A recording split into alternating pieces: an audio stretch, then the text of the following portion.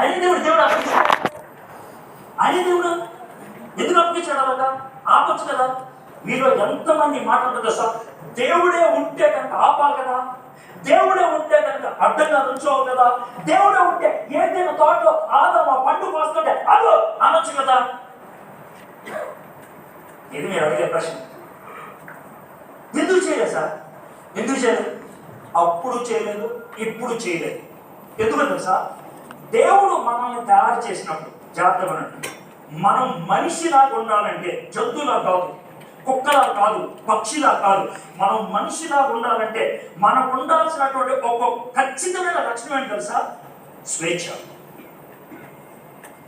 అదే కనుక మనకి లేకపోతే మనం మనుషులం కాదు.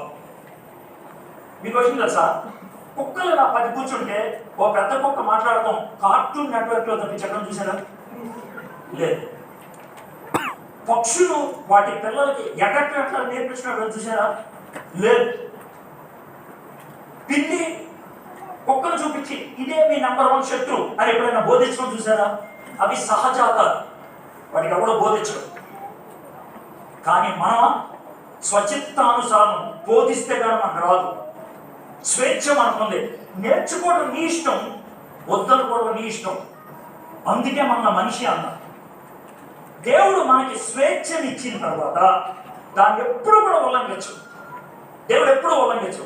బాధపడతాడు, ఏడుస్తాడు, బోధిస్తాడు, హెచ్చరిస్తాడు, కానీ గీత దాటిన వాడికి రాడు. నో. కాబట్టి ఇది దేవుడు మనకి ఇచ్చిన స్వేచ్ఛ. మానవుడు ఎవరు అంటే స్వేచ్ఛ జీవి. ఈ స్వేచ్ఛ ఉంటేనే 3 పని చేస్తాయి. మానవుడు ఉండాల్సినటువంటి 3 ప్రత్యేకమైన లక్షణాలు. నెంబర్ 1, మానవుడు క్రియేటివ్, సృజనాత్మకత, క్రియేటివ్. 1000 ఏళ్ల క్రితం కోతి మామిడికాయ తింది, ఇప్పుడు మామిడికాయ తింటుంది. నేను తేవలేదు. 1000 ఏళ్ల క్రితం మానవుడు మామిడికాయ తిన్నాడు. 500 ఏళ్ల క్రితం మామిడికాయని పచ్చడి చేసుకున్నాడు. ఇప్పుడు జామ్ చేసుకుంటాం, జ్యూస్ చేసుకుంటాం, స్క్వాష్ చేస్తాం, మాసా చేస్తాం, స్లైస్ చేస్తాం. ఇది మానవుడు చేయగలదు. కోతి ఎక్కడ పచ్చడి చేసుకోదు, కోతి ఎక్కడ జామ్ చేసుకోదు, దాన్ని మనిషి చేసుకుంటాడు. క్రియేటివ్ అదే కదా నెంబర్ 1. రెండోది, మానవుడికి రేషనల్, విచక్షణ. ఇది రైట్, ఇది రాంగ్. మీరు ఎవరికైనా ప్రశ్నలు వచ్చినాయి అంటే మీరు మనిషి కాబట్టి ప్రశ్నలు వస్తాయి. మూడోది, నైతికత, మొరాలిటీ, అపరాధ భావం, తప్పు చేసామనే ఫీలింగ్. ఇవి దేవుడు మనకి పెట్టాడు 3. ఈ 3 పని చేయాలంటే మానవుడు స్వేచ్ఛ ఉండాలి. స్వేచ్ఛనప్పుడు దేవుడు ఉల్లంఘించు. ఇది పాయింట్ నెంబర్ 1. దేవుడు మనందరికీ కూడా ఆశనిచ్చాడు. ఏమిచ్చాడు? ఆశకు ఆపోజిట్ ఏంటి? దురాశ. ఆశకి దురాశకి దాటి చెప్తారు ఈజీ. ఆశ ఏంటి తెలుసా? క్లాస్ ఫస్ట్ రావడం, మంచిదే కదా. దురాశ ఏంటి తెలుసా? చిట్టి పెట్టి వస్తుంది. ఇది దురాశ. పైసలు సంపాదిస్తారు తప్ప, కానీ పల్లకిని చేతులు పెట్టి ఎక్కువ సంపాదిస్తారు. ఇది దురాశ. ఆశను దేవుడు మనకిచ్చాడు, దురాశను మనం డెవలప్ చేసుకుంటాం. సో ఆశ దురాశ అవడం అనేది ఇక్కడ ఎందుకు జరిగిందో చూద్దాం. 24 వచనం. కుర్రోళ్ళందరూ అమ్మాయిలందరూ చేసే పని ఇక్కడ ఉంది. అదే అందుకని చూద్దాం. 24 వచనం ఏంటి తెలుసా? ఈ హేతు చేత వారు తమ హృదయముల దురాశలను అనుసరించి తమ శరీరములను పరస్పరము అవమానపరచుకోవడం. చెప్తాను, పరస్పరం అవమానపరచుకోవడం. కుర్రోళ్ళ అమ్మాయిలు అనే మాట, రే ఎక్కడ దిగిపోయిందిరా, పెట్ట సోపరం తెలుసా, చాంపండురా, సోపర్ తెలుసా, దొంగ పండు కాబట్టి అమ్మాయి యాపిల్ బాబు. అసలు ఇవన్నీ అంటే అసలు ఒక మనిషిని పట్టుకొని ఫిగర్ బాగుంది, యాపిల్ కాయ, దొండకాయ, బెండకాయ, మొత్తం అగ్రికల్చర్ అంతా తీసుకొచ్చి అమ్మాయి దగ్గర పెట్టిసా. అవునా కదా? దేవుని స్వరూపంలో ఉన్నటువంటి ఒక వ్యక్తిని పట్టుకొని దొండకాయ, బెండకాయ, బీరకాయ, చిక్కుడుకాయ ఏమన్నా? ఇది అమ్మాయి గురించి. ఆశిస్తాను అంటే పాట రాజస్థాన్ అంటే అసలు మనం నడిచి వస్తుంటే సింహం, మన టైగర్ ఫెయిల్ అయిందంటే పాపం. ఇక్కడ క్లాస్ బ్రీడ్ కదా.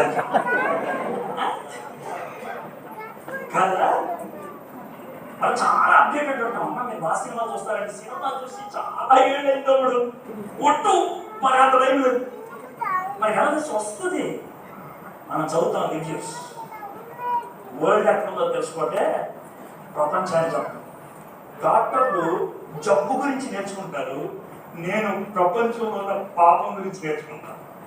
వాళ్ళు జబ్బు తెలుసుకుంటే టాబ్లెట్ ఇస్తారు, నేను పాపం తెలుసుకుంటే పరిష్కారం చెప్తాను. డౌట్ లేదు, నాకు జబ్బు రావకల్లా, నేను జబ్బులోకి వెళ్ళకల్లా, కానీ తెలుసుకో. సో ఎంత దరిద్రమైన జీవితం ఆలోచించాలి.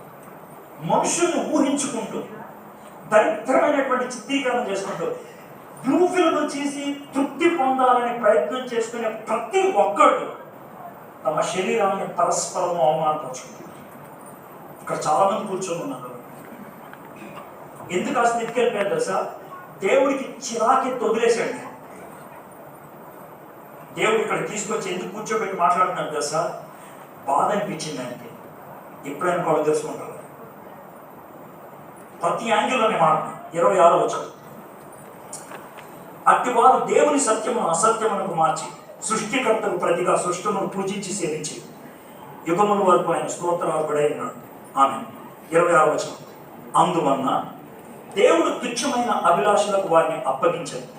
వారి స్త్రీని సైతము స్వాభావికమైన ధర్మమును విడిచి స్వాభావిక విరుద్ధమైన ధర్మమును అనుసరించి, అటువలే పురుషులు కూడా స్త్రీ యొక్క స్వాభావికమైన ధర్మం విడిచి పురుషులతో పురుషులు అవాచ్యమైనది చేయొచ్చు తమ తప్పిదమునకు తగిన ప్రతిఫలం పొందుచు ఒకరి ఎడల ఒకరు కామతప్తులయ్యారు. 24 వచనం. మనుషుల్ని ఊహించుకొని మాట్లాడు, శరీరాన్ని పాడు చేసుకో. ఇది స్టేజ్ 2 అంటే తెలుసా? మనసే పాడైపోయి, మనసే పాడైపోయినట్లు వాళ్ళు వ్యవహరించే విధానం ఏంటి తెలుసా? నేను అబ్బాయికి ఎందుకు ఉండాలి, అమ్మాయి అయిపోతాడు. నేను అమ్మాయికి ఎందుకు ఉండాలి, అబ్బాయి అయిపోతాడు.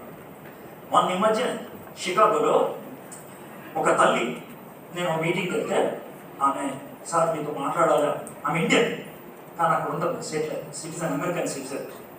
ఆమె అన్న మాట వింటే నాకేం చెప్పాలి అర్థం కాదు. వాళ్ళ పాప చూపించింది అంత దూరంలో. సార్ పాప మా పాప సార్ అన్నది. చూశారు, చెప్పను ఇంకో చిన్న మాట చెప్పాలి మా పాప గురించి. మా పాపకి 14 years, 14 ఏళ్ళు. 2 weeks క్రితం నా దగ్గరికి వచ్చి, మమ్మీ నేను నాన్ బైనరీ, నేను ఇలా ఉంటాను, నా యూట్రస్ రిమూవ్ చేయించేసుకుంటాను, నా బూబ్స్ అంటే బ్రెస్ట్ చాప్ చేయించేసుకుంటాను, నేను ఒక టామ్ బాయ్ని అవుతాను, నా ఇష్టం. వర్జీనియాలో రిచ్మండ్ అనే ప్రాంతంలో నా ఫ్రెండ్ జాకియస్, పేరు కూడా చెప్తున్నాను, వాడు ఒక హాస్పిటల్ చాప్లెన్, వాడు భార్య పేరు సుచరిత, ఆమె స్టాఫ్ నర్స్. నన్ను చిప్పగా ఎయిర్పోర్ట్ తిప్పడానికి వచ్చిన వాడే దారిలో మాట్లాడుతూ, సుచరిత స్టాఫ్ నర్స్, ఆమె చెప్పింది, మాకు ఒక 6 months క్రితం కొత్త రూల్ ఒకటి పాస్ చేశారన్న. ఏంటంటే ఎవరైనా పేషెంట్ వస్తే మేము ఫస్ట్ అడగాల్సిన ప్రశ్న మీ పేరేంటి, సెకండ్ అడగాల్సిన ప్రశ్న మిమ్మల్ని ఎలా అడ్రస్ చేయాలి. ఇప్పుడు ఈ వచ్చినప్పుడు సిస్టర్ చెప్పండి, హే సిస్టర్ అంటే నా బ్రదర్ అన్నది సార్ చెప్పండి బ్రదర్,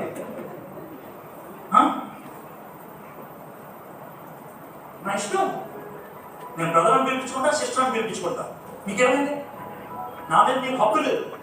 మీకు ఎదురైందా? జేమ్స్ స్టీఫెన్ అని Visakhapatnam welfare engineering college principal, నాతో పాటు అమెరికా వచ్చాడు. పెద్ద కలిసారు, అదే టైంలో ఉన్నాడు. చాలా పెద్ద యూనివర్సిటీస్కి వెళ్ళాడు. నీల్ ఆమ్స్ట్రాంగ్ చదివినటువంటి యూనివర్సిటీతో ఉస్మానియా ఆంధ్ర యూనివర్సిటీ లింక్ కలపడానికి వెళ్ళాడు. ఆయన ఒక ఎయిర్పోర్ట్లో టాయిలెట్ వస్తున్నాడు, ఇప్పుడు సాధారణంగా హీ షీ కనబడుతుంది కదా, మనోడు హీ కనబడుతుంటే మనం ఎక్కడ చూస్తున్నాం కనబడట్లా. మనోడికి నువ్వు చాలా టైట్ అయిపోయింది, ఏం చేయాలి అర్థం కాకపోతే అప్పుడు ఒక కుర్రోడు బయటకు వస్తున్నాడంట. బయటకు వస్తుంటే హీలేదు షీలేదు బయటకు వస్తున్నాడు ఏంటని మార్నింగ్ వెళ్ళి చూస్తే అబ్బాయి కలిసి ఉంటాడు టాయిలెట్లో.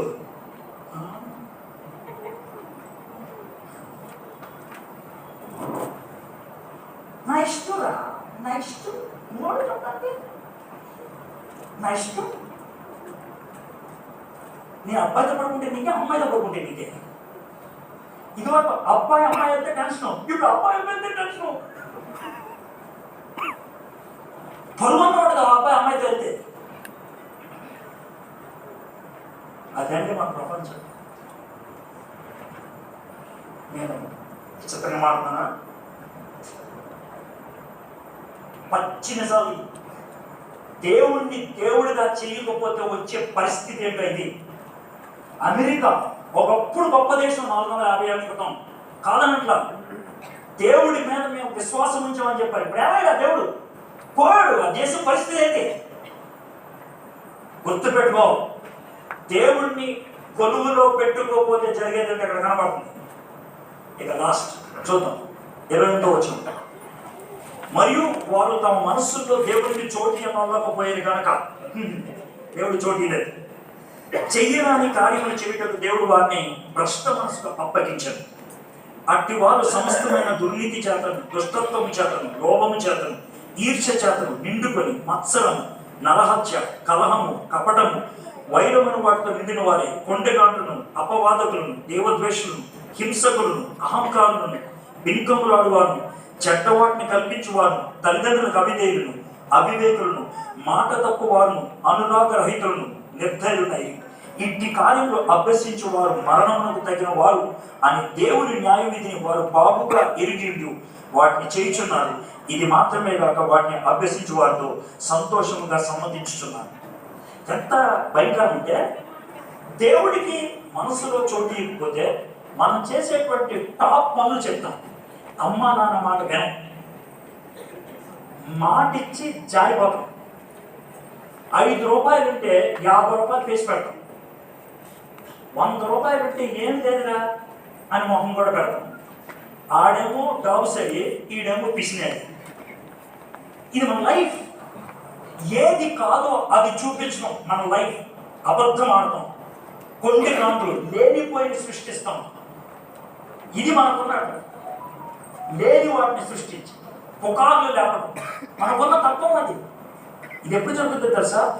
భ్రష్ట మనసు. అది చిన్న సెంటెన్స్ చూడండి, ఏమంటుంది తెలుసా?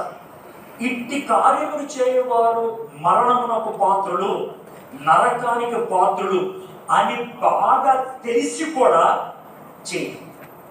మీకు ఒక మాట చెప్పంటారా? మీకు ఒక మాట, ఒక తప్పుడు అలవాట్లోకి రావాలంటే సలహాలు ఇచ్చేవాళ్ళు 20 మంది ఉంటారు. ఒక తప్పుడు ఆలోచన నుంచి బయటికి రావాలంటే ఏడిపించే వాళ్ళు 50 మంది ఉంటారు. ఒకసారి ఆలోచించండి. మీ ఫ్రెండ్స్ అంతా కలిసి సినిమాకి వెళ్దాం అనుకున్నారు. మీరు వాళ్ళతో కలిసి ఎప్పుడు సినిమాకి వెళ్ళేవాడు. ఒకవేళ అరే నేను సినిమా మానేసా అంటే హ్యాపీగా ఫీల్ అవుతారా? చెప్పండి. రోజు సాయంకాలం సెంటర్లోకి వెళ్ళి అమ్మాయిని కటింగ్ కొట్టే బ్యాచ్ అనుకున్నాం. అదే నేను రాంగా వాళ్ళంతా మన సిస్టర్స్ అని అంటే ఊరుకుంటారా? ఎన్ని మాటలు ఆలోచించాలి. మనం జీవించే లోకం ఎంత దరిద్రమైందంటే, బాగుపడతామంటే బాగుపడినెవరో.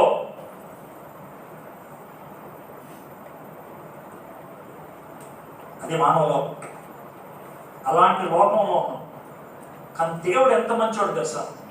అలాంటి వాడిని కూడా బాగు చేయాలని ఆశపడుతున్నాడు. అందుకే మేము ఇక్కడ తీసుకొచ్చాం. అలాంటి పరిస్థితుల్లో ఉన్న లోకంలో అలాంటి భ్రష్ట మనసు కలిగిన మనిషిని దేవుడు ఏం చేయదలుచుకున్నాడు తెలుసా? బాగు చేయదలుచుకున్నాడు. 2 పేజీలు అవసరం చెప్పండి, ఒకే ఒక సెంటెన్స్ చెప్పి నేను ముగిస్తాను. రోమిలకు రాసిన పత్రిక 6వ అధ్యాయం.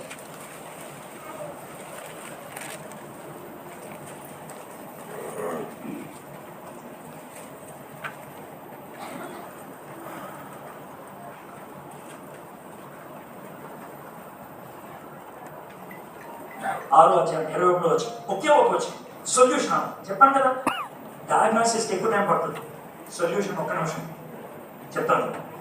ఏలయనగా పాపం వల్ల వచ్చు జీతము మరణం, అయితే దేవుని కృపావరము మన ప్రభువైన యేసుక్రీస్తునందు నిత్య జీవం. బస్ ఒకే ఒక సెంటెన్స్. పాపం వల్ల వచ్చు జీతము, జీతం అంటే ఏంటి? కూలి. కష్టపడితే వచ్చేది, సంపాదించుకున్నది, రోజంతా చేసింది, నెలంతా చేసింది. అది ఇక్కడ మాట కట్టలేదు కదా సార్. పాపమునకు వచ్చిన జీతం మరణం అంటే ఏంటి కదా సార్? మనం అందరం పాపం చేసి, మీరు నేను అందరూ కూడా పాపం చేసి సాధించిందల్లా ఒకటే, ఏంటి కదా సార్? నరకంలో ఒక సీట్ అంతే. నరకంలో సీట్ సంపాదించం అంతే. పాపం వల్ల వచ్చిన జీతం మరణం. ఇది మన పరిస్థితి. అయితే దేవుని యొక్క కృపావరం అనే మాట మీకు కొంచెం కష్టంగా ఉంటుంది. ఇది సింపుల్ వర్డ్ ఏంటి చెప్తారు, గిఫ్ట్. కృపావరాన్ని ఇంగ్లీష్లో గిఫ్ట్ అంటారు. అయితే ఒక చిన్న ప్రశ్న, జీతానికి గిఫ్ట్కి తేడా ఏంటి? కష్టపడితే వచ్చింది జీతం, మరి గిఫ్ట్ కష్టపడకుండా వచ్చింది. ఓకే, ఒక డిఫరెన్స్ చెప్పారు, బాగుంది, దీన్ని ఒప్పుకున్నాను. ఇంకోటి చెప్పగలరా? ఇష్టపడితే ఇచ్చేది ఏంటి? గిఫ్ట్. మరి కష్టం ఇది ఏంటి? జీతం ఏంటి? రెండు చెప్పాలి. ఇష్టం ఉన్నా లేకపోయినా చేశాడు కాబట్టి జీతం వస్తుంది, కానీ గిఫ్ట్ మాత్రం ఇష్టపడితేనే వస్తుంది. నేను ఒక డిఫరెన్స్ చెప్తాను, నేను చెప్పేది కరెక్ట్గా చూడండి. జీతం నేను కష్టపడి సంపాదించుకున్నాను, జీతం నేను కష్టపడి సంపాదించుకున్నాను. గిఫ్ట్ ఎవరో కష్టపడి నాకు సంపాదించి ఇచ్చాడు. కరెక్టే కదా? కరెక్టే కదా?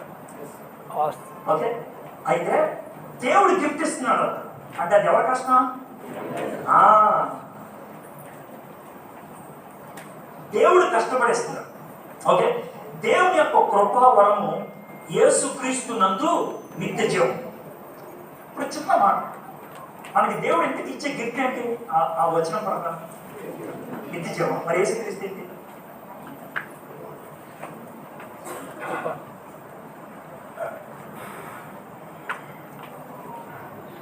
ఇప్పుడు డాక్టర్ గారిని కొంచెం నీళ్ళు ఇవ్వడం అనుకో, ఆయన తీసి ఇచ్చేస్తాను. డాక్టర్ గారిని నేను అడిగాను నీళ్ళు, నాకేమి ఇచ్చారైనా? బాటిల్. నేను అడిగిన నీళ్ళు నాకు ఇచ్చింది ఆయన బాటిల్. రెండు ఒకటేనా? నీళ్ళు ఇవ్వమంటే ఎవరు నీళ్ళు ఇవ్వరు. గ్లాసులోనూ, చెంబులోనూ, గ్లాసులోనూ, దేంట్లో దాంట్లో ఇస్తారు, అవునా కదా? నిత్య జీవం అనేది ఇలా రాదు. కరెంటుకి వైర్ ఎలా కావాలో, నీళ్ళకి బాటిల్ ఎలా కావాలో, నిత్య జీవాన్ని మొయ్యగలిగా వాడు అక్కడ ఉన్నారు. అది యేసుక్రీస్తు ఒకటి.